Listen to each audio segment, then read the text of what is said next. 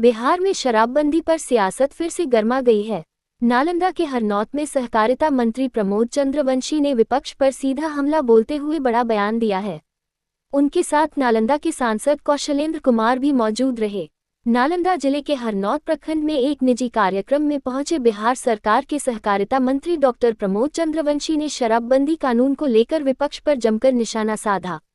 उन्होंने कहा कि अगर किसी कानून में कमी रह जाए तो इसका मतलब यह नहीं कि कानून फेल हो गया।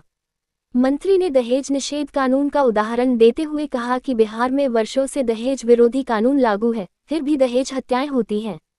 तो क्या इससे कानून को खराब कहा जाएगा?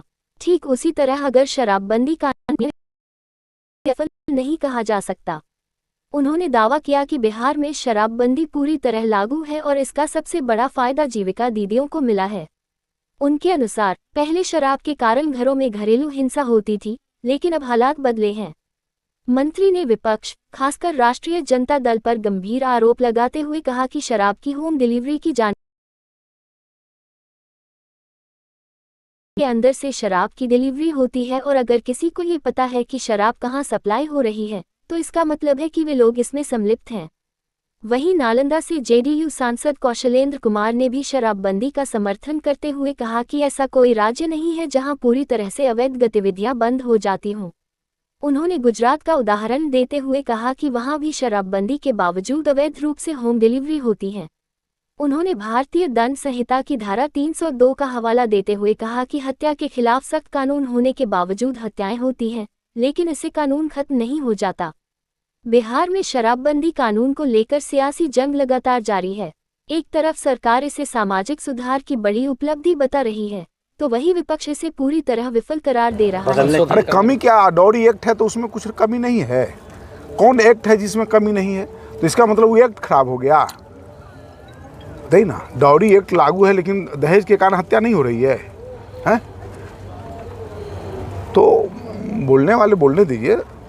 शराबबंदी कानून लागू है और इसका यदि आपको पूछना है तो जाके जीविका दीदी जो बहनें हैं ना, घर की जो महिलाएं हैं, जो जिनके घर में लोग शराब पी करके उनके साथ घरेलू हिंसा हुआ करता था, उनकी आर्थिक स्थिति खराब हो गई थी, उन लोगों से जाकर के पूछिए तो वो सही बताएंगे क्या स्थिति थी और क्या उनका जीवन में परिवर्तन आया। आरजेडी एमएलसी ने दावा किया है कि अगर चाहे तो विधानसभा के अंदर में भी शराब आ सकता है। तो वो सब इस काम में लगे हुए हैं।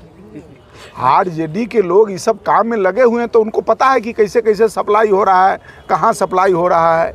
तो वो कह रहे हैं, हम लोग को तो ये सब तो कोई जानकारी नहीं है, कहाँ से मिल रहा है, कौन ला रहा है। तो इसका मतलब कि उन लोग इस काम में संलिप्त हैं। होम डिलीवरी हो रहा है। होम डिलीवरी हो सकता है। कोई ऐसा प्रदेश नहीं है, जैसे गुजरात में भी बंद है। लेकिन बोलने वाला से पूछिए कि कानून है ना भाई, मर्डर हो जाएगा तो 302 लगेगा, आदमी मर्डर नहीं करेगा। कभी झगड़ा में, गुस्से में मर्डर भी हो रहा है। कोई भी ऐसा कानून नहीं है जो काम नहीं कर रहा है, लेकिन उसका अपवाद भी होता है। पेड़ काटना, हरा पेड़ काटना बंद करने का सब सरकार कहती है, लेकिन काटने वाले लोग कुछ गांव में है, काट ही लेते हैं, गलती से काटें या जो भी करें, लेकिन उसका इलाज भी है कि फिर हम हरा पेड़ करें। तो सरकार उसी तरीके से जो यहाँ पर कानून लाया है शराबबंदी का, बिहार आज कानून अगर बदलाव नहीं करता, शराबबंदी नहीं होती, तब बिहार में न विकास होता और न बिहार के युवाओं को बाहर जो रोजगार मिल रहा है उसका अवसर मिलता। आज हमारे प्रदेश में जो रोजगार मिल रहा है, जो नौकरी मिल रही है, किसी राज्य से पीछे नहीं है, सब राज्य से आगे है।